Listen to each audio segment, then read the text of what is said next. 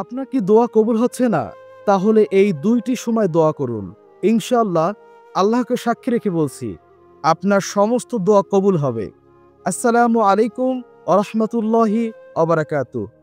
প্রিয় দর্শক, আমরা অনেক সময় দোয়া করে থাকি, কিন্তু আমাদের দোয়া দেখা যায় অনেক সময় কবুল হয় না। তাই আজকে আমি এমন দুটো সময় আপনাদেরকে জানাবো, যে দুটো সময় দোয়া করলে মহান আল্লাহ তাআলা রব্বুল আলামিন আপনাদের সকলের সমস্ত দোয়া কবুল করবেন। এই দুটি সময় অনেক পরিশুদ্ধ। বিভিন্ন ওলামায়ে কেরাম এবং বুজুর্গণে দিন এই দুটো সময়কে পরিশুদ্ধ বলেছেন এই দুটি সময়ে দোয়া করলে বেশিরভাগ সময় মহান আল্লাহ তাআলা রব্বুল আলামিন দোয়া কবুল করে থাকেন। তাই এই দুটি সময় অত্যন্ত গুরুত্বপূর্ণ। সে দুটি সময় কখন?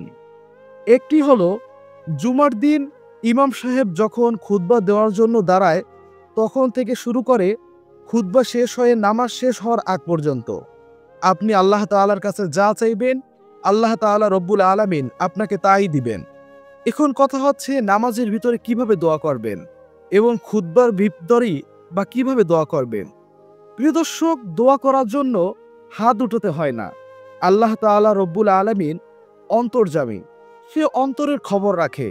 তাই অন্তরে অন্তরে আপনি আল্লাহ তাআলার কাছে দোয়া করবেন, মনে মনে দোয়া করতে থাকবেন, আল্লাহ, আমার অমুক সমস্যা আপনি দূর করে দেন, আমি অমুক অসুবিধায় আছি, আপনি আমার অসুবিধাকে দূর করে দেন।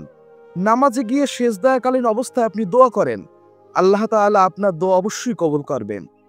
দ্বিতীয় সময়টি হলো এই জুমার দিন আসর থেকে মাগরিবের নামাজের আগ পর্যন্ত। এই সময়টা অত্যন্ত গুরুত্বপূর্ণ।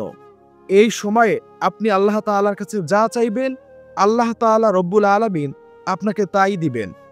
এই সময় আপনি অনেক দোয়া করতে পারেন, রব্বুল আলামিন আপনার সমস্ত দোয়া কবুল করবেন।